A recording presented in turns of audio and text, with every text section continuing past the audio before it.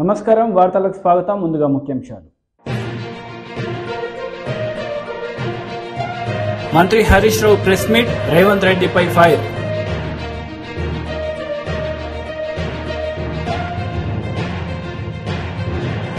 మీ కుటుంబాన్ని అభివృద్ధి చేసే శక్తి మీ చేతికి ఇస్తున్నా నారా చంద్రబాబు నాయుడు.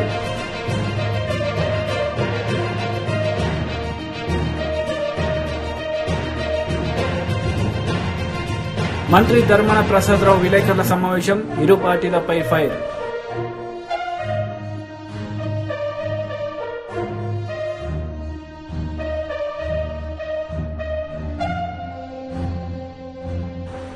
పలు అభివృద్ధి కార్యక్రమాలకు శంకుస్థాపన చేసిన మంత్రి కేటీఆర్.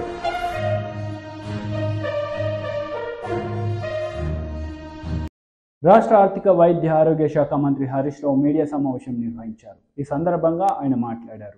దానికి 3 గంటల కరెంటు చాలని చెప్పి స్వయంగా రాష్ట్ర పిసిసి అధ్యక్షులు రేవంత్ రెడ్డి గారు మాట్లాడినారు. కాంగ్రెస్ పార్టీకి చెందిన అధికార ప్రతినిధి అద్దంకి దయాకర్ గారు మాట్లాడుతూ కాంగ్రెస్ అధికారంలోకి వస్తుంది, తర్వాత బాయిల కాడ బోర్ల కాడ మేము మీటర్లు పెడతాం, 8 గంటల కరెంటు చాలు అని అద్దంకి దయాకర్ గారు మాట్లాడారు. మరో అధికార ప్రతినిధి కాంగ్రెస్ పార్టీకి చెందిన సుజాత గారు ఏం మాట్లాడారంటే సోనియా గాంధీ గారు ఉచిత విద్యుత్తుకు విధానానికే వ్యతిరేకము అని మరో కాంగ్రెస్ పార్టీ అధికార ప్రతినిధి సుజాత గారు మాట్లాడినారు. ఏమైపోయింది, కాంగ్రెస్ పార్టీ తన యొక్క నిజ స్వరూపాన్ని బయటపెట్టుకుంది. రైతుల పట్ల ఆ పార్టీ విధానం ఏందో ఈరోజు బయటపెట్టుకుంది.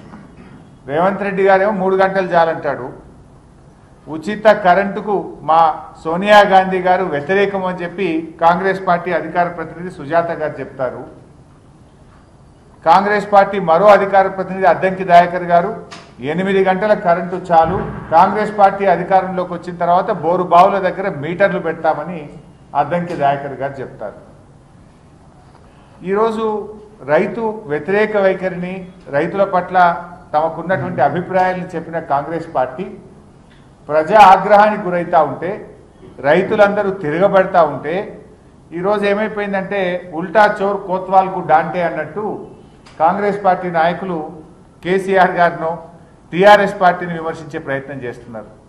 విద్యుత్ విషయంలో కేసీఆర్నో టీఆర్ఎస్ పార్టీని ఎవరినో విమర్శిస్తే సూర్యుడి మీద ఉమ్మేసినట్టే. ఎందుకంటే ఈ దేశంలో, మన రాష్ట్రంలోనే కాదు ఈ దేశంలో రైతులకు ఇంత నాణ్యమైన ఉచిత విద్యుత్ ఇచ్చిన ఒకే ఒక్క రాష్ట్రం తెలంగాణ రాష్ట్రం. అదే కాంగ్రెస్ పార్టీ అధికారంలో ఉన్నప్పుడు అప్పటి పేపర్ క్లిప్పింగ్లు 6 గంటలు ఒక అబద్ధం, 6 గంటలు ఒక అబద్ధం. ఇది కాంగ్రెస్ ప్రభుత్వంలో రైతులకు 6 గంటలు కూడా వస్తలేదు, 6 గంటలని చెప్పిన మాట ఒక అబద్ధం అని అప్పటి ప్రముఖ పత్రికలు రాసిన వార్త.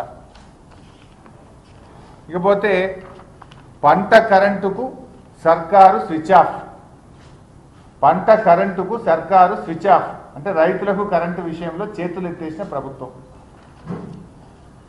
ఇకపోతే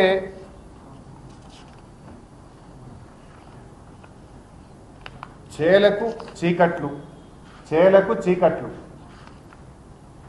ఇప్పటికే వ్యవసాయానికి విచ్చలవిడిగా కోతలు, కొన్ని ప్రాంతాల్లో మొత్తానికే సరఫరా ఆగిపోతుంది.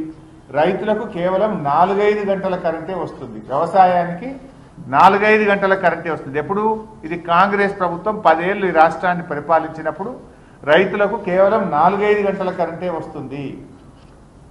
ఇకపోతే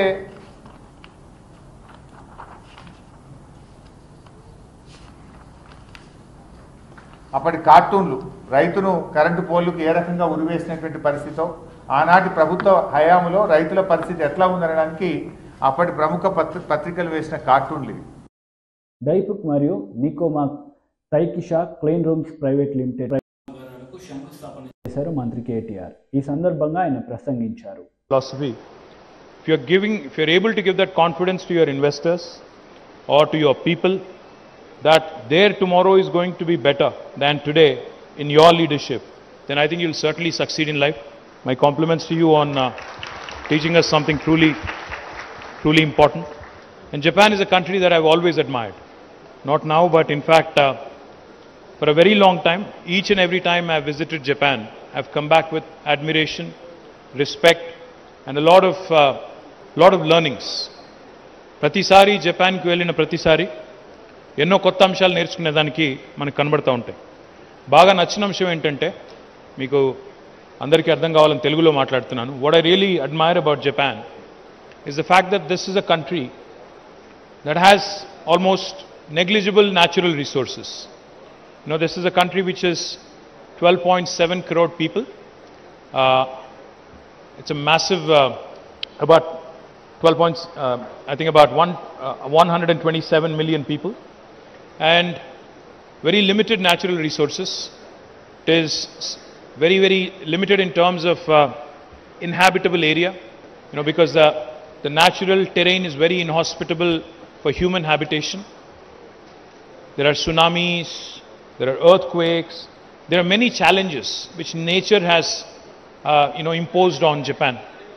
And let us also remember that Japan was the only country on the planet which actually had to endure a nuclear attack in Hiroshima and Nagasaki. But the way they bounced back from that, despite not having natural resources, despite not having precious commodities like land and many other things that typically the rest of the world is endowed with or bestowed with, despite the fact that they had to endure a nuclear attack, the way they bounced back after 1950s and the way they have actually become a force to reckon with in terms of their economic might. Today, CG, let me tell you this.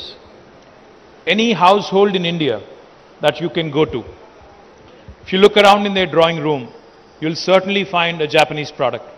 It could be a Sony television. It could be, you know, I remember those days when I was growing up, when I was a kid, we used to have these Walkmans, you know, that used to come in all the way from Japan. The Sony Walkmans again. You have Panasonic, you have Mitsubishi, you have Toyota, you have Honda. I mean, the list is long. The kind of products Japan has been able to come out with, the kind of world-class impression that they've been able to make with their quality is something that we all can learn from. I'm sure Daifuku and Nikomak also will become the leaders in their respective spaces in India. I'm delighted that Srinivas Garu has chosen Telangana despite having options, like he said. I'm delighted also that you have chosen to partner with ITI in Vikarabad. నేను ఇక్కడికి వచ్చిన తర్వాత రెండు కంపెనీస్ని కూడా అడిగింది ఏంటి అంటే, మీరు 575 కోట్ల పెట్టుబడి పెడుతున్నారు, దాదాపు 1600 నుంచి 2000 మంది. BJP Boora Narasaiah Goud press meet నిర్వహించారు. ఈ సందర్భంగా పలు అంశాలపై ఆయన మాట్లాడారు. మళ్ళీ నియోజకవర్గానికి 300 కోట్లు ఇస్తాడంట, 300 మందికే ఇస్తాడంట. ఇది నిరంతర ప్రక్రియ అంట. అంటే ఈ లెక్కన అందరికీ లక్ష భిక్షం వేస్తే దాదాపు 200-300 సంవత్సరాలు అవుతుందేమో. ఆయన మా కొడుకు తర్వాత మనవడు, మనవడు తర్వాత ముది మనవడు, ముది మనవడు తర్వాత ముది మనవడు, వాళ్ళందరూ రాజ్యం వెళ్ళినా కూడా ఈ లక్ష భిక్ష ప్రోగ్రాం అమలు కాదు. ఈ సందర్భంగా నేను డిమాండ్ చేస్తున్నాను, ప్రశ్నిస్తున్నాను. ఇక మాకు ముగ్గురు బీసీ మంత్రులు ఉన్నారు. ముగ్గురు బీసీ మంత్రులు ఉన్నారు. వాళ్ళ ముగ్గురిని చూస్తే నాకేం గుర్తొస్తుందంటే, గాంధీ 3 కోతులు ఏదైతే మాకున్నది కదా, చూడరు, వినరు, మాట్లాడరు, అది గాంధీ కోతులు. ఇక్కడ 3 కేసీఆర్ కోతులు. బీసీల సమస్యలు వినరు, బీసీల సమస్యలు మాట్లాడరు, బీసీల సమస్యలు చూడరు. ఇవి కేసీఆర్ కోతులు. డబ్బా కొట్టమంటే మాత్రం 17 మంత్రుల్లో వీళ్ళే ఫస్ట్ ఉంటారు. ఒకళ్ళేమో కేసీఆర్ దేవుడు అంటాడు, ఓడేమో కేసీఆర్ అవిధవ జ్యోతిరావు ఫూలే అంటారు. డబ్బా కొట్టడానికి కూడా కనీసం మాకు ఆర్బీసీ డబ్ల్యూసీ ఉండాలి కదా, చీము రక్తం ఉండాలి కదా. డబ్బా కొట్టడానికి కూడా ఏదన్నా చేస్తే డబ్బా కొట్టవచ్చు, చెయ్య ముందుకే డబ్బా కొడతావు. ఇతర ఏ సామాజిక మంత్రులు కూడా కేసీఆర్కు డబ్బా కొట్టారు. వాళ్ళ సామాజిక వర్గానికి ఏమైనా చేసినా కూడా డబ్బా కొట్టారు, కానీ చేయముందుకే డబ్బా కొడతారు. ఈ దిక్కుమాలిన కోతలు మాకు వాళ్ళకేంటంటే కేసీఆర్ చూస్తూనే కేసీఆర్ లాంగ్వేజ్ చెప్పాలంటే లాగులు పాయింట్లు అన్నీ తడుస్తాయి. ఇంకో మంత్రి ఈ సందర్భంగా నేను హెచ్చరిస్తున్నా, ఇంకో మంత్రి ఏం చేశాడు నేను ప్రశ్నిస్తున్నా. రెండు, మరి ఇతర వర్గాలకు 10 లక్షలు ఇచ్చి బీసీలకు 1 లక్ష ఏందండి? పేదరికం కామన్ కదా. పేదోడే ఆడు బీసీగా, ఓసీయా, ఎస్సీనా, ఎస్టీనా, ఎవడైనా కావచ్చు. పేదోడే. మరి ఓన్లీ బీసీలకు మీ కుటుంబాన్ని అభివృద్ధి చేసే శక్తి మీ చేతికే ఇస్తున్నామని నారా చంద్రబాబు నాయుడు అన్నారు. ఈ సందర్భంగా ప్రజలను ఉద్దేశించి ఆయన ప్రసంగించారు. సభాధ్యక్షురాలు, తెలుగు మహిళ రాష్ట్ర అధ్యక్షురాలు, పాలిట్ బ్యూరో సభ్యురాలు అయినటువంటి శ్రీమతి అనిత గారు, రాష్ట్ర తెలుగుదేశం పార్టీ అధ్యక్షులు అచ్చెన్నాయుడు గారు, వేదికపై ఉన్నటువంటి మహిళా నాయకురాళ్ళందరికీ, మాజీ స్పీకర్ అయినటువంటి ప్రతిభా భారతి గారు, గౌరవనీయురాలు నన్నపనేని రాజకుమారి గారు, ఇంకా చాలా మంది అందరి పేర్లు చెప్పాలంటే చాలా సమయం పడుతుంది. అదే మాదిరిగా మాజీ మంత్రివర్యులు సుజాత గారు, అఖిలప్రియ గారు, ఇంకా చాలా మంది అందరికీ నా నమస్కారాలు. అదే సమయంలో గౌరవ శాసన మండలి సభ్యురాలు అనురాధ గారు, ఇంకా మిగిలిన వాళ్ళందరికీ నమస్కారాలు. ఈరోజు ఈ కార్యక్రమాన్ని చాలా ఫస్ట్ టైం చూస్తున్నా. మా మహిళా శక్తి అంటే ఏంటో, ఏదైతే ఒక మహాశక్తి కార్యక్రమాన్ని అనౌన్స్ చేసినప్పుడు ఈ మహాశక్తి రథసారథులుగా ముందుకు పోవడానికి ఎంతో ఉత్సాహంగా మీరు వచ్చారు. అలాంటి మహాశక్తి రథసారథులందరికీ పేరు పేరున మనస్ఫూర్తిగా నమస్కారాలు, అభినందనలు, శుభాభినందనలు. ఎప్పుడు కూడా నేను చెప్పేవాడిని నా తెలుగింటి ఆడపడుచులని. ఇప్పుడు చెప్తున్నా, నా మహాశక్తి రథసారథులందరూ వీరందరూ కూడా. దీనికి కూడా కారణం ఉంది, మీరందరూ గుర్తుపెట్టుకోవాల్సిన అవసరం ఉంది. తెలుగుదేశం పార్టీ రాకమునుపు, తెలుగుదేశం పార్టీ వచ్చిన తర్వాత మహిళల ప్రాముఖ్యత ఒక్కసారి గతాన్ని గుర్తు చేసుకుని భవిష్యత్తుకు నాంది పలకాల్సిన బాధ్యత మనందరిపైన ఉంది. నేనెన్నో పబ్లిక్ పాలసీలు తీసుకొచ్చాను గవర్నమెంట్లో. నేను తీసుకొచ్చిన విధానాల వల్ల ఈరోజు మీరు చూస్తే హైదరాబాద్ అయితే భారతదేశంలో నెంబర్ 1 సిటీగా తయారైందంటే ఆ రోజు నేను ఇచ్చిన విజనే దానికి కారణం. ఆంధ్రప్రదేశ్లో, కంబైన్డ్ ఆంధ్రప్రదేశ్లో పుట్టిన తెలుగు జాతి బిడ్డలు ప్రపంచమంతా వెళ్ళారంటే ఆ రోజు వాళ్ళకు ఒక ఐటీ ఒక ఆయుధంగా వాళ్ళకి ఇచ్చాను. ఈరోజు ఆ ఐటీ ఆయుధం నాలెడ్జ్ ఎకానమీలో ఎక్కడికి పోయినా కూడా ఒక బ్యాక్ బోన్ గా తయారై ప్రపంచంలోనే ఒక పారిశ్రామికవేత్తలు కావాలన్నా, ఒక ఆంటర్‌ప్రెన్యూర్స్ కావాలన్నా, సంపద సృష్టించాలన్నా సునాయాసంగా చేయగలుగుతున్నారంటే 25 ఏళ్లకు మునుపు నేను ఇచ్చిన విజన్ అది. ఈరోజు అందుకని అన్ని ఆలోచించి ఈరోజు నేను ఒక కార్యక్రమం తీసుకున్నాను. అదే మహాశక్తి. నేను ఆ పేరు కూడా నా మనసులో నుంచి వచ్చింది. ఈ మహాశక్తి ఈ రాష్ట్రంలో ఉండే 2,50,00,000 మహిళల యొక్క జీవితాలను మార్చడమే కాకుండా మీ కుటుంబాలని అభివృద్ధి చేసే శక్తి మీ చేతికి ఇస్తున్నానని చెప్పి కూడా నేను మీకు తెలియజేస్తున్నా. నేను ఆ వివరాలు మీకు చెప్తాను. చెప్పే ముందు మీరు ఒక్కసారి ఆలోచిస్తే ఒక చరిత్ర. మొట్టమొదటిసారిగా 86లో మన నాయకుడు ఎన్టీ రామారావు గారు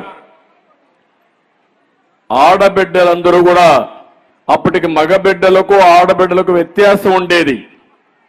తండ్రి సంపాదించిన ఆస్తి మగపిల్ల. టీడీపీ పోలిట్ బ్యూరో సభ్యులు వర్ల రామయ్య మీడియా సమావేశం నిర్వహించారు. ఈ సందర్భంగా పలు అంశాలపై ఆయన మాట్లాడుతూ వాలంటరీ వ్యవస్థపై ఆయన మండిపడ్డారు. ఇంటింటికి వెళ్ళి డేటా కలెక్ట్ చేయటువంటి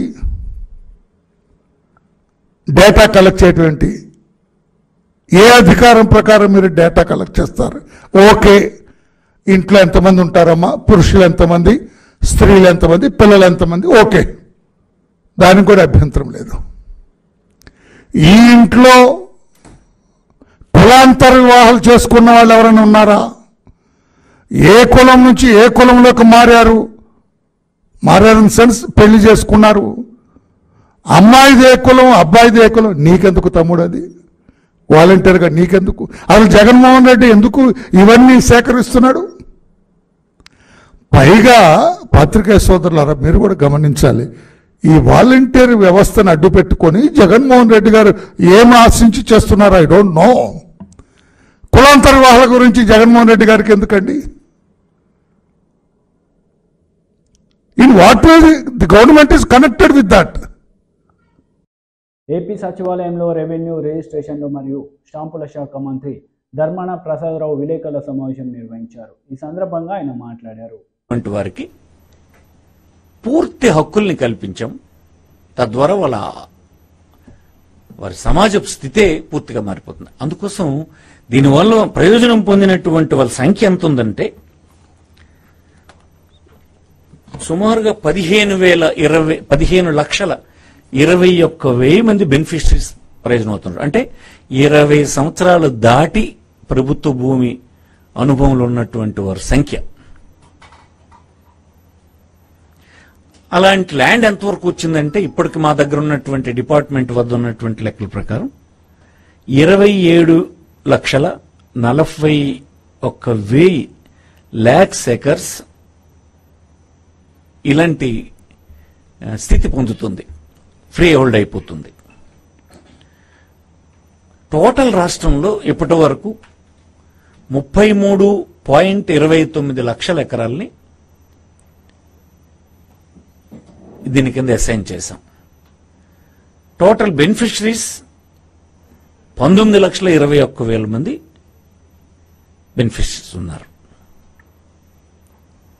నేను చెప్పదలుచుకున్నది ఏంటంటే మేజర్ రిఫార్మ్స్ ఒక ఫిలాసఫీ అనే మాటలను ఎందుకు వాడుతున్నా అంటే భూమిపైన ఈ ప్రభుత్వం పెట్టినంత శ్రద్ధ భూమి వినియోగదారుల పట్ల వారికి ఉన్నటువంటి ప్రాబ్లమ్స్ ని అడ్రస్ చేయడంలో ఈ ప్రభుత్వం చేసినంత, జగన్మోహన్ రెడ్డి గారి ప్రభుత్వం చేసినంత శ్రద్ధ ఏ ఒక్కరూ ఇంతకు ముందు కనిపించలేదని ఈ సందర్భం మనం చేస్తున్నాం.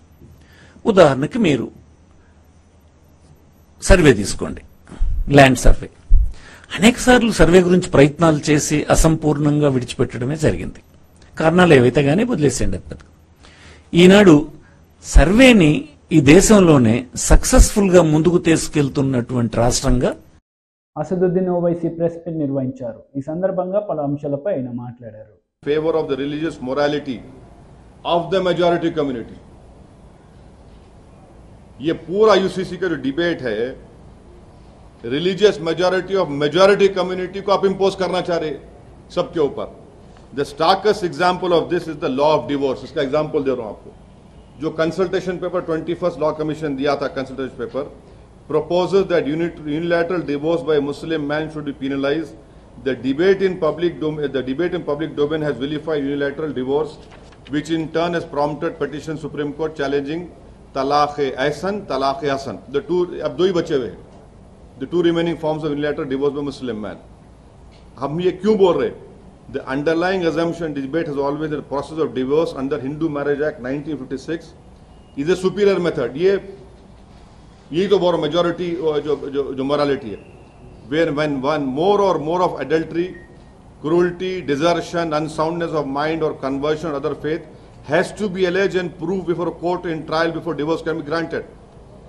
Hindu Marriage Act में आपको बताना पड़ता है adultery, cruelty, desertion, unsoundness of mind, conversion to other faith और उसको कोर्ट में प्रूफ करना पड़ता है before divorce is granted. Similarly, grounds are seen in Divorce Act of 1869 of Christians This applies to divorce between Christian and Special Marriage Act that is usually cited as a shining example of egalitarian uniform law. अब आप इस्लाम में क्या है देख लो आप. इस्लाम में ये है कि पहले तो आप हिंदुइज्म में हम बता दिए आपको कि for cause divorce is intrinsically linked to the religious morality of Hinduism as practiced in many parts of northern India, under which marriage is sacrament that is meant for 7 lifetimes, as well as biblical idea of marriage as a vow before God to be together till death do us apart. In this understanding of marriage, a judge sitting as arbiter of societal morality must find the existence of grave intervening circumstances which most oftenly qualifies as sin or curse in religion before the marriage can be dissolved. This is in stark contrast to the Muslim personal law, under which the basis of divorce is the inability of spouses to live together or the choices of either of them to dissolve the marital tie and move on rather than determination of cause or arbitration of guilt. This is in consonance, ये जो Muslim personal law में divorce की practice है, this is in consonance with our constitutional morality that has consistently moved in direction of being pro-choice. अब कौन सा example है वो सुप्रीम कोर्ट का केस है शक्ति वाहिनी union of India 2018. Supreme court said it has been sublimely borne in mind that when two adults consensually choose each other's life partners, it is manifestation of their choice which is recognized in Article 19 and 21 of the Constitution.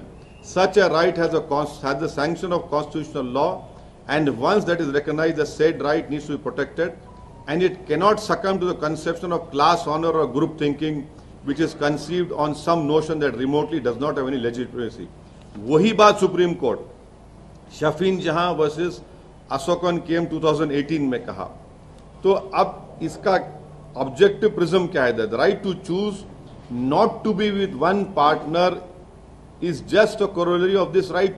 వార్తలు ముగించే ముందు ముఖ్యాంశాలు మరోసారి. మంత్రి Harish Rao press meet, Revanth రెడ్డిపై fire.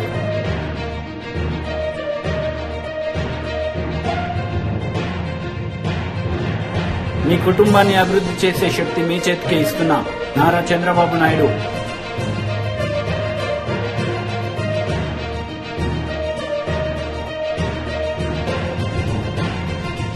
మంత్రి ధర్మాన ప్రసాదరావు విలేకరుల సమావేశం, ఇరు పార్టీలపై ఫైర్.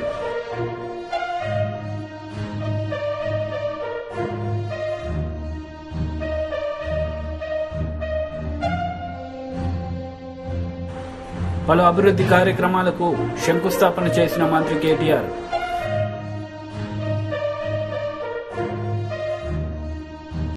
ఈ వార్తలు ఇంతటితో సమాప్తం. తిరిగి ప్రసారమయ్యే వార్తల్లో మళ్ళీ కలుద్దాం. అంతవరకు సెలవు. నమస్తే.